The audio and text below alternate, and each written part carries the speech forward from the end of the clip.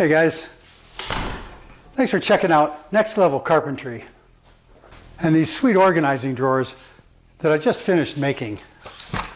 These drawers replace the cardboard boxes that I've used for storing stuff here in the shop for over 25 years.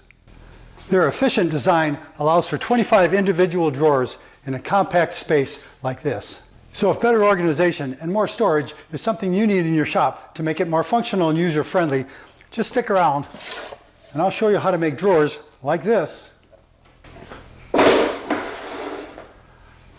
out of scraps of vinyl fence post like this. For this video, I'm using the 5-inch square post size, but the process and the steps are the same regardless of the post size, and some of my organizer drawers over there are from 4-inch post. Because these post pieces are just offcuts from a job site, the first thing I do is trim the end to make sure it's perfectly square. The size of the post and the capacity of my miter saw means that it takes 3 steps to true up the end.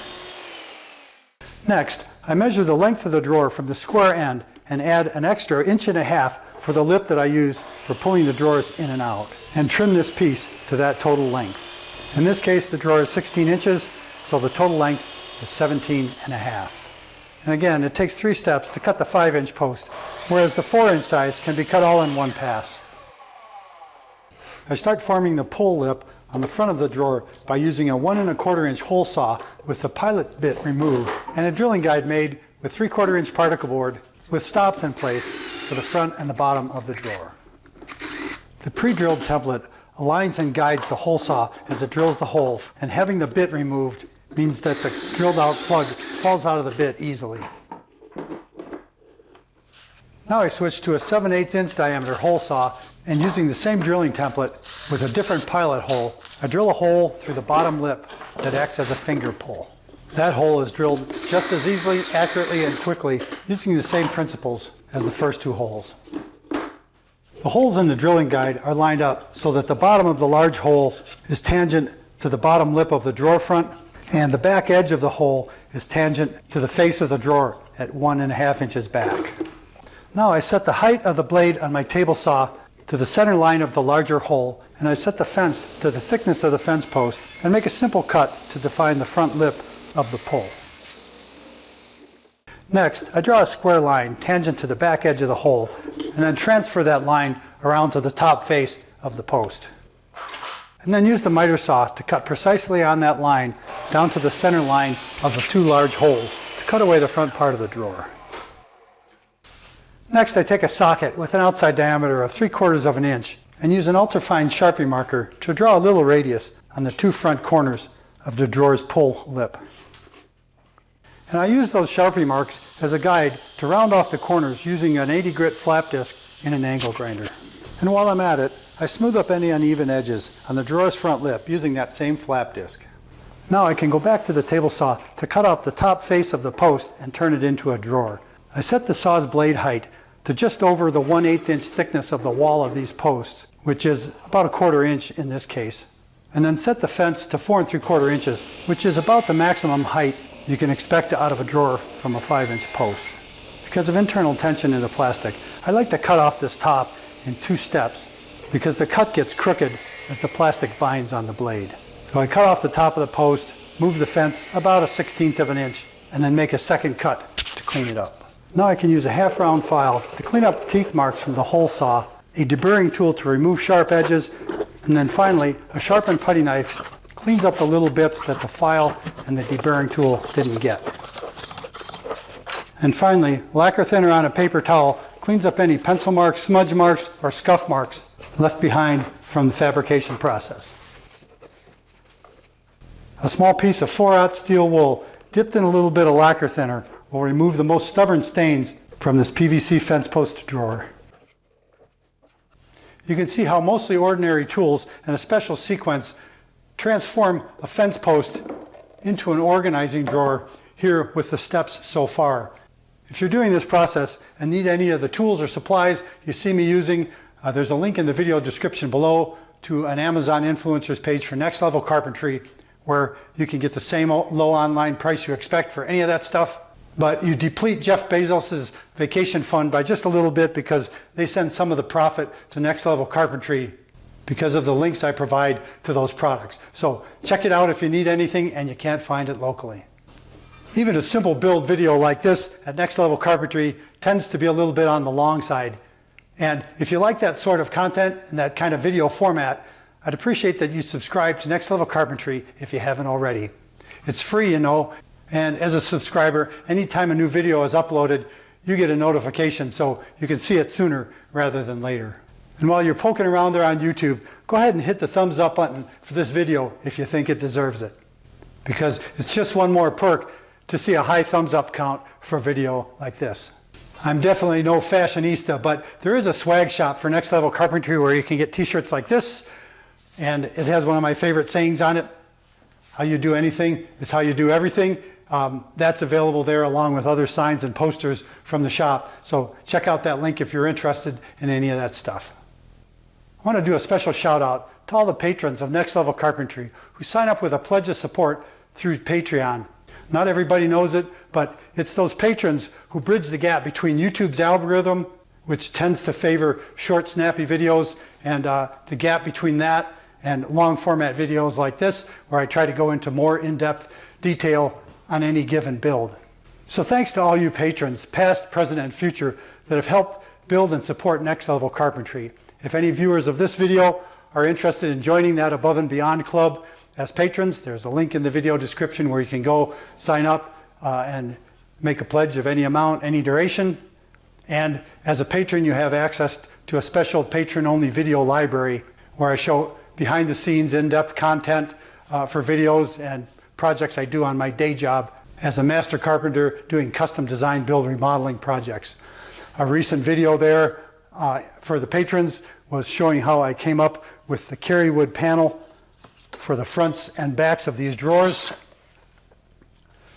And that carry wood came from some old mine timbers that I ended up with. And the story and the backstory and a bunch of information like that is available as a show of appreciation from me to the patrons who support the channel. So check into Patreon if that's something you're interested in. Now that I'm done playing with plastic, I'll get into a little woodwork and make the front and back pieces of wood for these drawers and get them screwed into place. I'm kind of proud of the little feature I added on these drawers. It's subtle and you might not notice it, but you can see there's a label on the front of the drawer, and the cool part is that that's just a piece of thick plastic that slips into a slotted recess so that I can change the parts in the drawer and change the label accordingly. So stay tuned to check that out. I'm going to get to work. To maximize storage space in the drawers, I made a wide, long panel of carry wood, just 3/8 of an inch thick, and then cut strips off the end of it, about 4 3/4 inches wide, for a snug fit on the inside of the PVC post. I dialed in the width of these parts so that they fit snug in the post, but as you can see, they don't go all the way to the bottom because of the internal rounded corners. So I used one of my best blocks for demanding sanding with 80 grit paper on it to slightly ease those corners for a snug fit. When I was doing all 25 drawers, I rounded the corners of all 50 front and back pieces using a small palm router and an 1/8 inch round over bit. But as you can see here, it can be done with sandpaper. And that little touch gives me exactly the fit I'm after. Now I can mark the height for the front and back pieces and make those cuts on the miter saw. Naturally, when I'm in mass production mode and making 50 of these at the same time, I'll use a miter guide and a stop block and cut all this stuff on the table saw. Now the pieces fit nice and snug in the front and the back of the drawer, so I can mark the center of the top edge of the front piece and put an X where the drawer's label will go. You can see in this completed drawer what the routed recess for these drawer labels looks like. The opening is 1 inch by 2 3/4, but there's an internal slot that the label slides into, and that slot extends about 3/16 of an inch around 3 sides of the label's opening. To make that recess on the top edge in the front face of the drawer front, I use a special routing fixture. Designing and building a fixture like this is a video unto itself, which I'm not going to get into here, but the purpose of the fixture is to hold the drawer front precisely in place, which allows me to route the recess using a Bosch Colt palm router and a small 1/2 inch diameter flush trim top bearing bit. A stop in the back of the fixture sets the height of the recess, and a long tapered wedge holds the little drawer front firmly in place. When the flush trim bit follows the opening in the fixture It puts a precise recess in the face of the drawer's front panel. And that recess is 2 3/4 of an inch wide, and it's perfectly centered up in the drawer front. A slight tap of that wedge holds that thin little piece perfectly and firmly in place. Here's the Bosch Colt router that I'm using, and the 1/4 inch shank, 1/2 inch diameter, top bearing flush trim pattern bit that I'll use for routing this recess in the drawer's front panel. And you can see in this shot that I've got the depth of that flush trim bit set just shy of the center mark of the drawer's front panel. You can also see the bearing marks on the inside of the fixture where the bearing follows it around to leave that 1 inch by 2 3/4 inch recess. Once everything's all set up, routing the recess is a matter of slipping the drawer front firmly into place, tapping the wedge to hold it secure, and then letting the flush trim router bit do its job by routing the perimeter of the recess's little opening.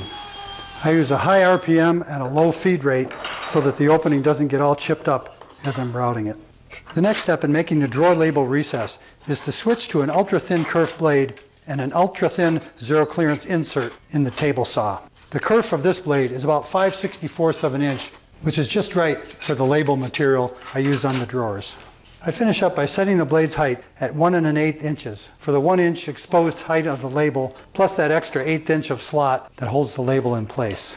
Using a piece of scrap, I carefully set the saw's fence so that the blade's kerf is exactly in the center of the drawer face, and then proceed to cut a slot all the way through the top edge of the drawer front to finish up the drawer label recess. By stopping partway through the cut, you can see how the saw's blade finishes up the back of the label recess. This cut also releases the piece of wood that I didn't route out while using the fixture, because the saw blade cuts and removes that wood more efficiently than the router bit. And that leaves me with a nice clean little slot all the way through the top edge of the drawer front for that plastic label material to slip into. With that saw kerf cut, you can see that the wood is starting to pinch in on itself, but these little tabs are too fragile to be durable. But I've got a solution to solve that little peccadillo.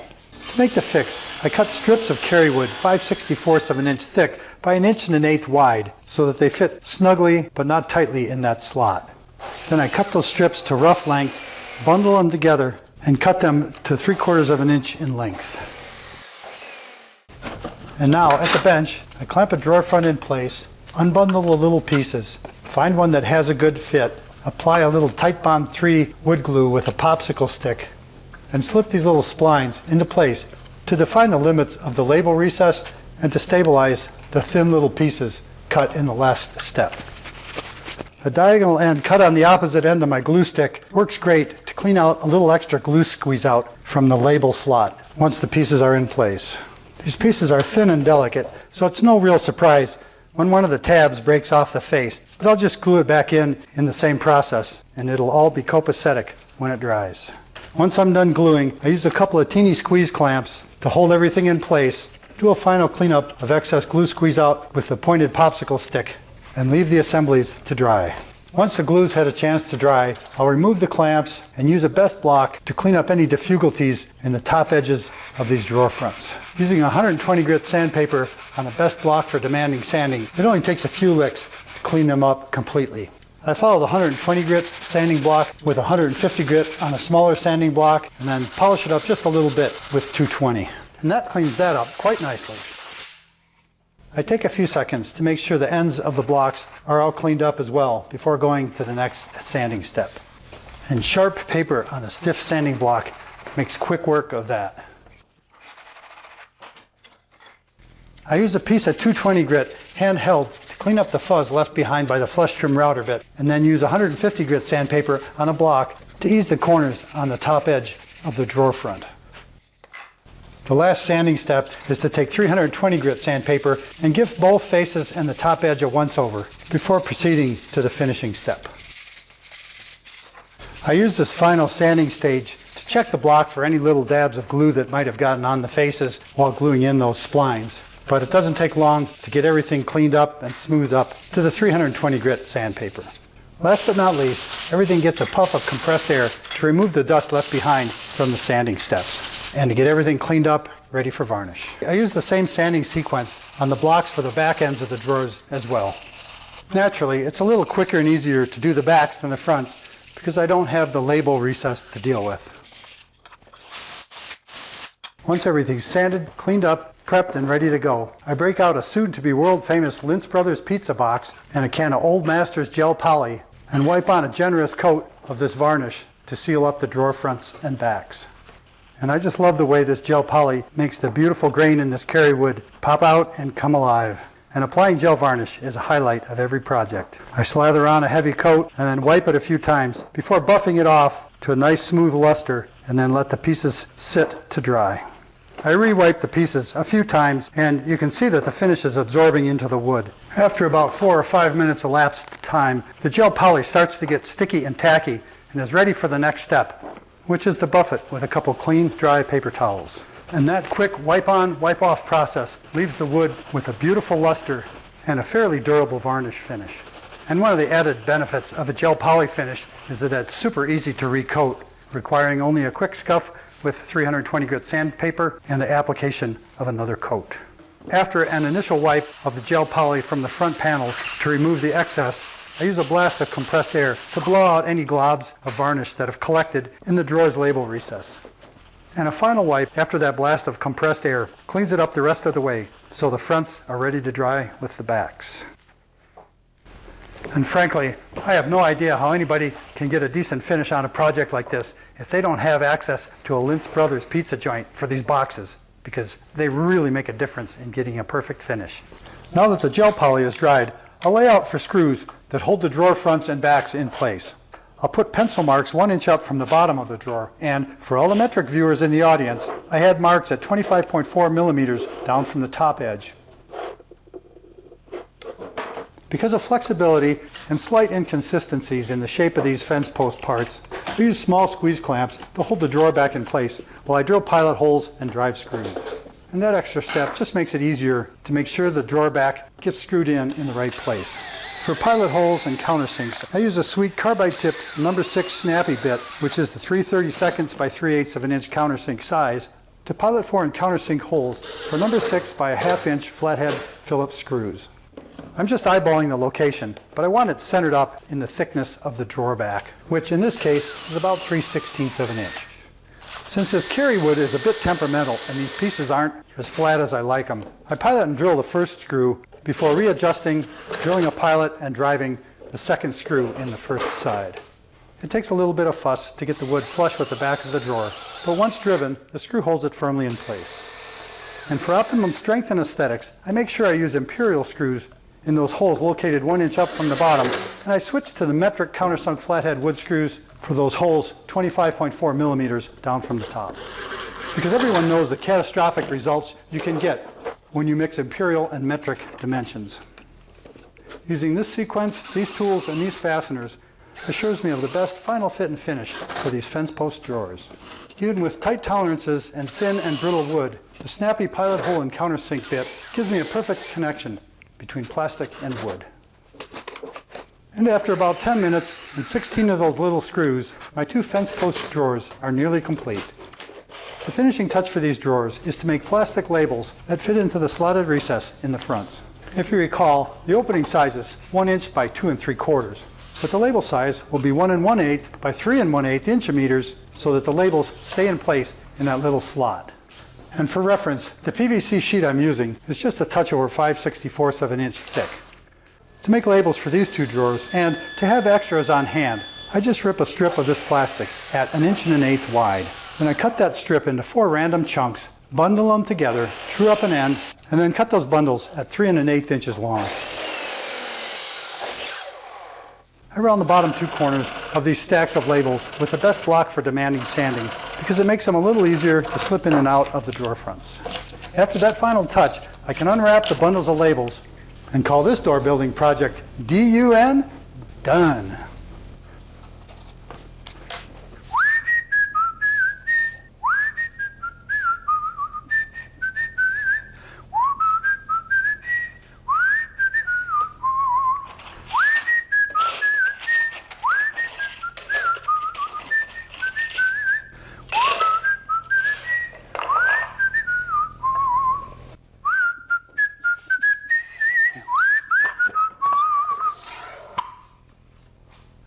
And now that this video is drawing to an end, I want to say, as always, until next time, Thanks for watching.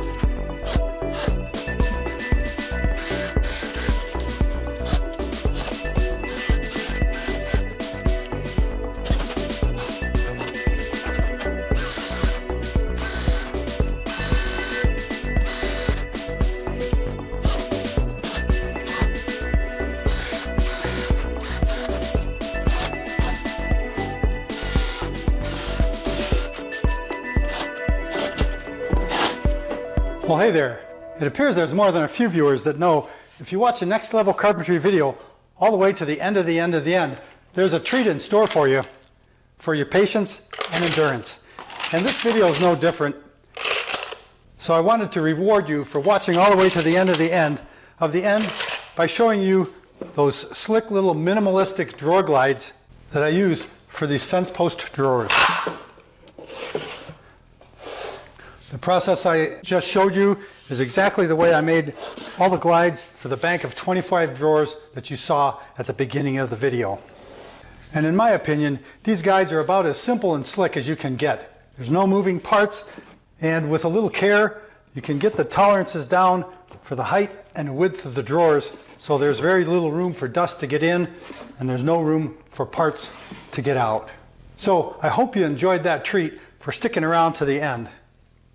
And I decided to throw in a little twist in this video and add one more treat at the very end, except in this case, the treat's for me. And I can't think of a better way to define a treat than a bag of Famous Amos chocolate chip cookies and a glass of cold milk. So now it's my turn to enjoy.